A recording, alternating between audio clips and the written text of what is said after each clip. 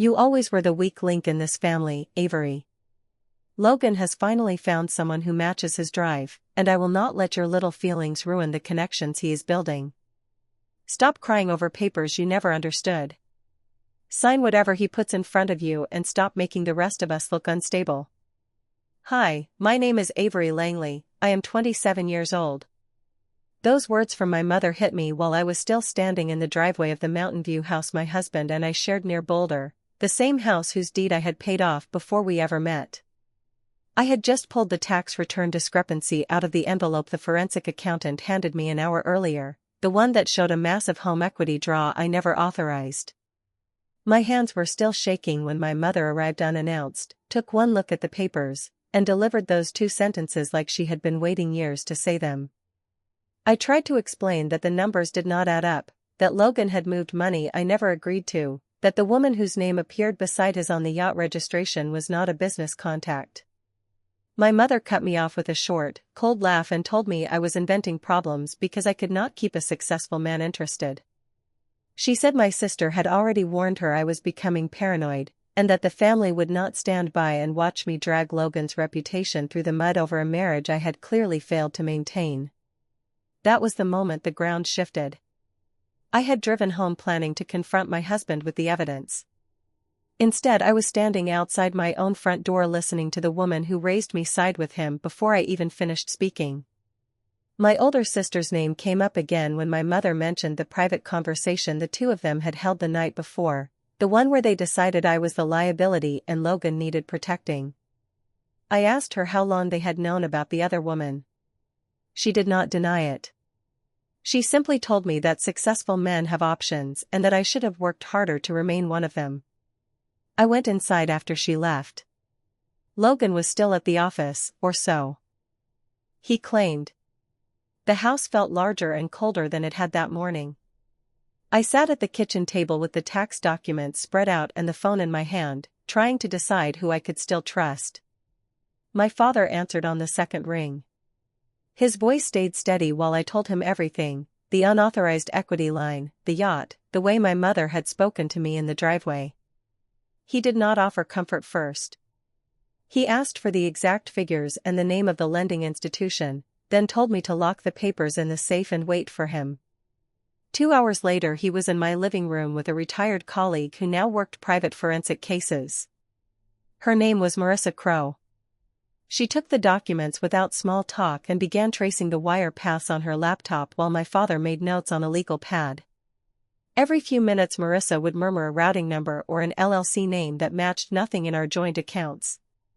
By the time the sun dropped behind the foothills she had confirmed what the tax return only hinted at. The equity had been drawn 4 months earlier under a forged signature that looked exactly like mine, then moved through 2 shell companies before landing in a marina slip registration under Logan's name and another woman's. I felt the air leave my chest when Marissa turned the screen toward me. The second name was Sierra Hale. I had met her once at a company holiday party. She had smiled politely and asked about my work at the nonprofit where I tracked grant compliance. Logan had introduced her as a junior associate. Now her name sat beside his on a vessel worth more than the remaining equity in the house I had bought with my own savings.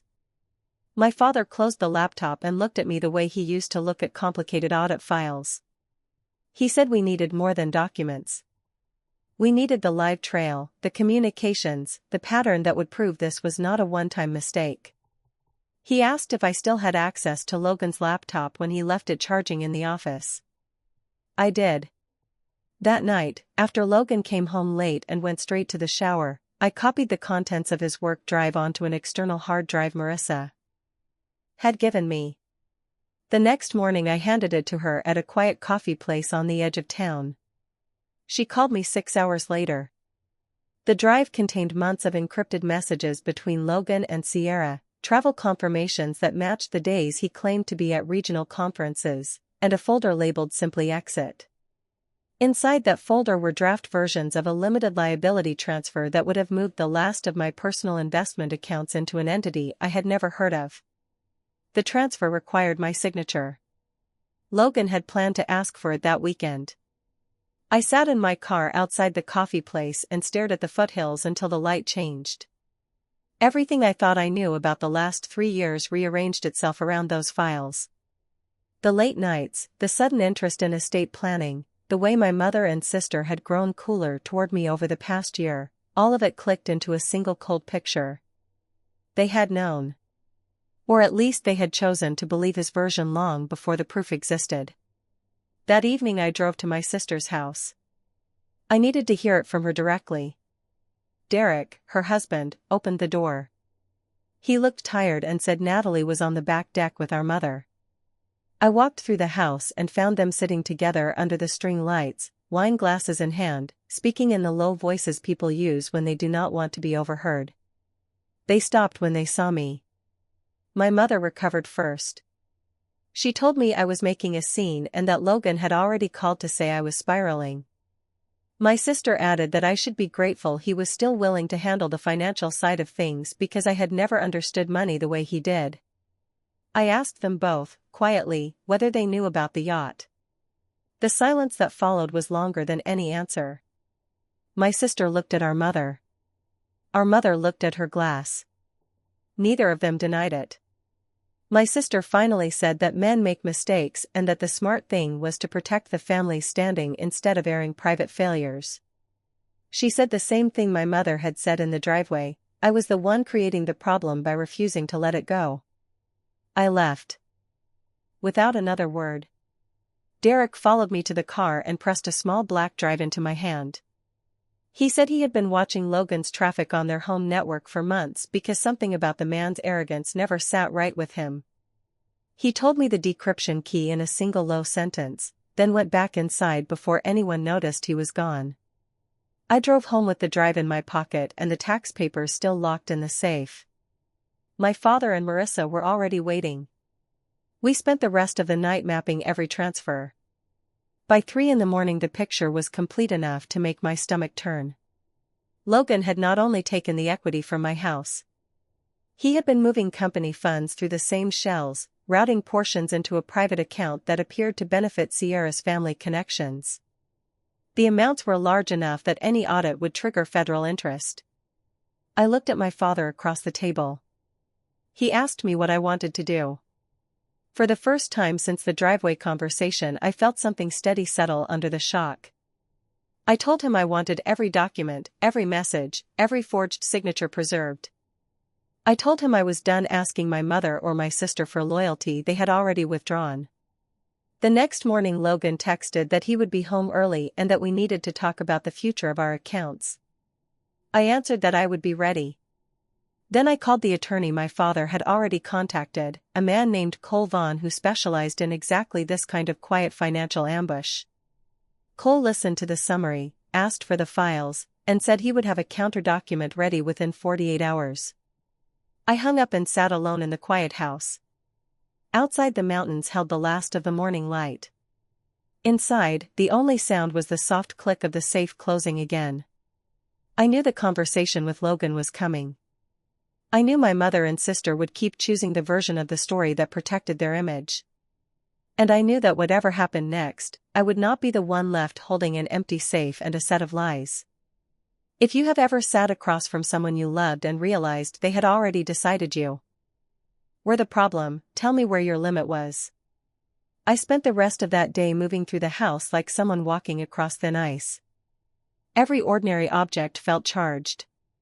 The coffee mug Logan always left on the counter, the spare key he kept in the entry dish, the framed photo of us on a trail near Boulder that I had once loved. I packed a small bag of documents and left it with my father. Then I waited for my husband to come home. He walked through the door just after 6, jacket already half off, talking before he even saw my face. He said the market was shifting and that we needed to protect what we had built. He pulled a thick folder from his briefcase and set it on the kitchen island like an offering. Inside were transfer papers for the last of my personal accounts, the ones I had opened years before we met. He explained, in the patient tone he used with clients who asked too many questions, that the new limited liability company would shield us from coming tax changes. He needed my signature by the end of the week. I asked him why the documents listed an address I had never seen and a managing partner whose name was not ours. His expression hardened. He told me I was wasting time on details I could not possibly understand. He said my work tracking grant money for a nonprofit had never prepared me for real capital movement, and that questioning him only proved how little I trusted his judgment. When I still did not reach for the pen, he raised his voice. He called my hesitation ungrateful. He said any other woman would be thankful a man of his level was willing to handle the complicated parts. I let him finish. Then I told him I needed one night to read everything carefully. He stared at me for a long moment, clearly measuring whether the delay was rebellion or simple weakness. Finally he nodded, but the look he gave me was pure calculation. He said he expected the signed pages in the morning and that my mother had already agreed the transfer was the responsible choice. The mention of her name landed like a second blow. He had spoken to her before he even came home. That night I did not sleep. I photographed every page and sent the images to Colvin. By morning the attorney had rewritten the critical clause on page 42. The language still looked identical to the original dense tax language, but the new paragraph converted the entire transfer into a postnuptial agreement that stripped the signing party of claims in the event of proven infidelity or hidden financial liability. Cole said the only thing left was to get Logan's countersignature without him reading past the first few lines. I cooked his favorite dinner the next evening and placed the folder beside his plate with a quiet apology for questioning him the night before. He barely glanced at the pages. He signed with a flourish, praised me for finally acting like a partner, and poured himself another glass of wine. I carried the documents upstairs and locked them in the safe while he scrolled through his phone, completely certain he had won. 2 days later my sister called. Her voice was bright and false. She invited me to lunch at a quiet place near the foothills, saying the family needed to clear the air. I almost refused. Then I decided I needed to hear whatever new version they had prepared. My mother was already seated when I arrived. She did not stand. She simply gestured to the empty chair and began speaking as though we were discussing a minor scheduling conflict. She told me Logan had confided in her about my recent instability. She said he was exhausted from carrying both our finances and my emotional needs. My sister nodded along, adding that everyone could see I had grown distant and suspicious. They spoke in the soft, concerned tones people use when they want the record to show they tried to help. Then my mother reached into her bag and slid a printed email across the table. It was from Logan to her, dated 3 weeks earlier. In it he described me as increasingly paranoid and asked for her guidance on how to minimize disruption when the time came to separate. My mother had replied that she and my sister would support whatever timeline protected his career. I read the exchange twice. The words did not blur. They simply settled into place beside everything else I already knew. I asked them both whether they had ever once considered asking me for my side. My sister answered first. She said there was no side left to hear, only the damage I was causing by refusing to accept reality. My mother added that I had always been difficult, always needing more proof and more reassurance than a normal person. She said the kindest thing I could do now was sign whatever remaining papers Logan needed and step aside quietly. I stood up without finishing my water. My sister called after me that I was proving their point by walking out. I did not turn around. Outside in the parking lot my phone buzzed. It was Derek. He asked if I was alone. When I said yes, he told me to drive to a small public marina on the reservoir 20 minutes from town. He said Theo Monroe, the security lead there, had something I needed to see in person. I found them both near a locked equipment shed. Theo was a quiet man in his 40s who spoke in short, precise sentences. He explained that Logan and Sierra had berthed a vessel there under a corporate name 4 months earlier. The registration paperwork listed both of them as owners. More importantly, the marina's internal camera system had captured multiple overnight stays that matched the travel dates Logan claimed were work conferences. Theo had pulled the footage after Derek asked him to check the slip history. He handed me a sealed envelope containing still frames and a log of gate entries. I thanked him and drove straight to my father's house. Marissa was already there.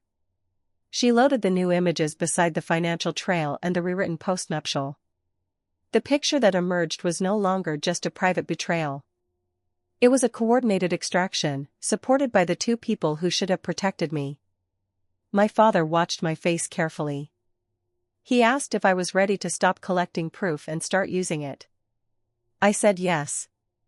Cole Vaughn scheduled a meeting for the following afternoon. He wanted Logan to believe the transfer had gone through cleanly. At the same time, Marissa prepared a secondary packet that would land on the desk of Logan's firm compliance officer the moment the postnuptial clause activated.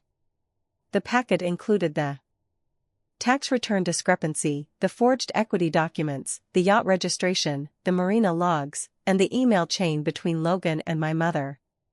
Cole called it a quiet detonation. Once triggered, the firm would have no choice but to open an internal investigation, and the investigation would lead straight to the federal questions none of them wanted asked. That night Logan came home smiling. He said the accounts had been moved and that we were finally protected. He poured champagne and talked about future plans as though nothing between us had changed.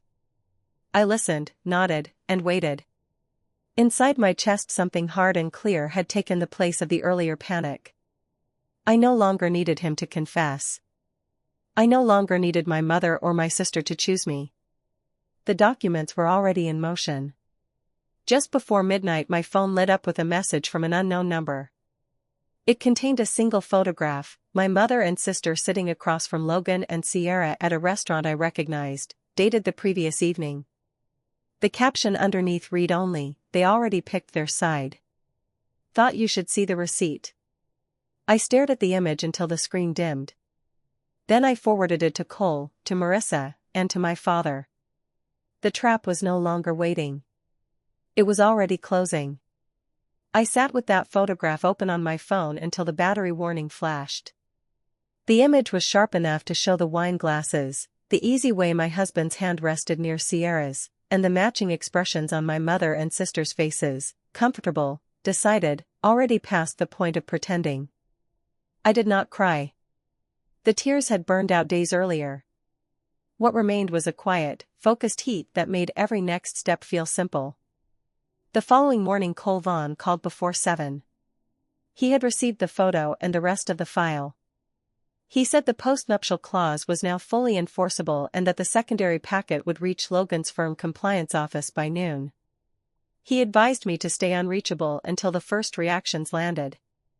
I packed a small bag, left a note for Logan that I needed space to think, and drove to my father's house on the edge of the foothills. By early afternoon, the first message arrived from Logan. It was short and furious. He demanded to know what I had done.